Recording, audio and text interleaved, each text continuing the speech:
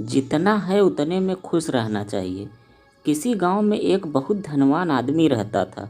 उसके पास बहुत धन था। उसने इतनी दौलत हासिल कर रखी थी कि अगर अगले 7 पीढ़ियां बैठ कर खा ले तब भी ख़त्म नहीं होंगी। लेकिन यह अमीर आदमी तब भी खुश नहीं था। उसके मन में कुछ ऐसा था कि वह रात भर सो नहीं पाता था, इसलिए तो वह सच्चे सुख से वंचित रह गया। उसने सबसे पूछा कि वो ऐसा क्या कर सकता है जिससे उसको इससे छुटकारा मिल सके और सुख और शांति से जी सके। किसी ने उससे कहा कि संतों की शरण में जाओ तो संत आपको इससे बचाएंगे। धनी संतों की तलाश में गया। रास्ते में एक साधु महाराज एक पेड़ के नीचे बैठे थे। धनी व्यक्ति ने उनका अभिवादन किया और कहा, गुरुजी, मेरे पास किसी वस्तु की कोई कमी नहीं है।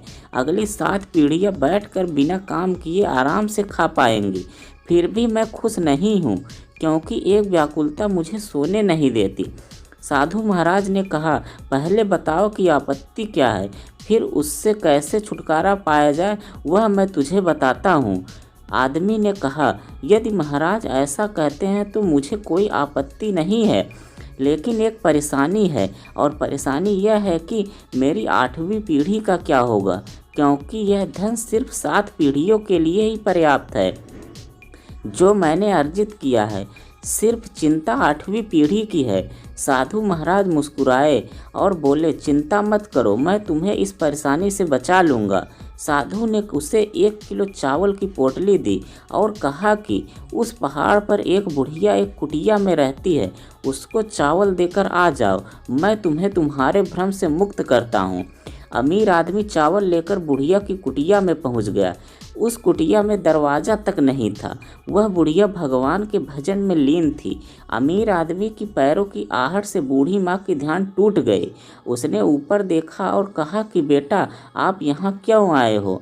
उसने कहा, माँ जी, मैं तुम्हें चावल देने आया हूँ, यह चावल ले लो, फिर मैं चला जाऊँगा। बूढ़ी माँ ने कहा कि मैंने आपको चावल लाने के लिए तो कहा था, क्या आपके सामने हाथ फैलाया था?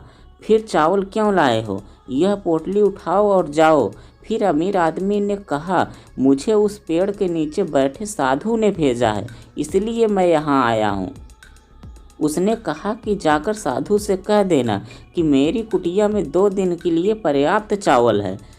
अमीर आदमी ने अपने सामान्य ज्ञान का इस्तेमाल किया। उसने कहा कि माँ जी, आपको तीसरे दिन के लिए चावल काम आएंगे। उसने कहा कि आप और वह साधु मेरे तीसरे दिन की चिंता मत करो। बूढ़ी माँ बोली, उस साधु से कहना कि मेरे तीसरे दिन के चावल का संबंध उसी से है जिस पर मैं एक एकांत स्थान में अपना सारा बोझ लेकर जप करने बैठी हूँ। यह सुनकर अमीर आदमी पोटली लेकर वापस आ गया। साधु के सामने पोटली रख कर चला गया। साधु ने उसे पुकारा, अरे ओ सज्जन, तुम समस्या लेकर आए हो ना, मैं तुम्हें इससे बाहर निकालने जा रहा हूँ। अमीर आदमी ने सिर झुकाकर कहा, महाराज, मुझे जवाब मिल गया। वह बुढ़िया तीसरे दिन के चावल नहीं है तब भी खुश है, और मेरे पास सब कुछ है तब भी मैं दुखी हूँ। जिसके पास कुछ भी नहीं है वह अगर अपने भविष्य का विचार नहीं करती और भरोसा करती है कि भगवान कुछ बुरा नहीं होने देंगे, तो फिर मैं जिस भगवान ने इतना कुछ दिया है, मुझे इस फालतू की चिंता में नहीं पड़ना चाहिए। यह मुझे समझ में आ गया है। तो दोस्तों, छोटी सी यह कहानी हमें यह समझाती है कि हमारे पास जो है उसका आनंद लेना चाहिए, उसमें खुशी ढूंढनी चाहिए। जो नहीं है उसके बारे में फालतू की टेंशन लेकर हमें अपना सुख चैन नहीं खोना चाहिए। यह कहानी आपको कैसी लगी कमेंट में लिखकर ज़रूर बताइएगा।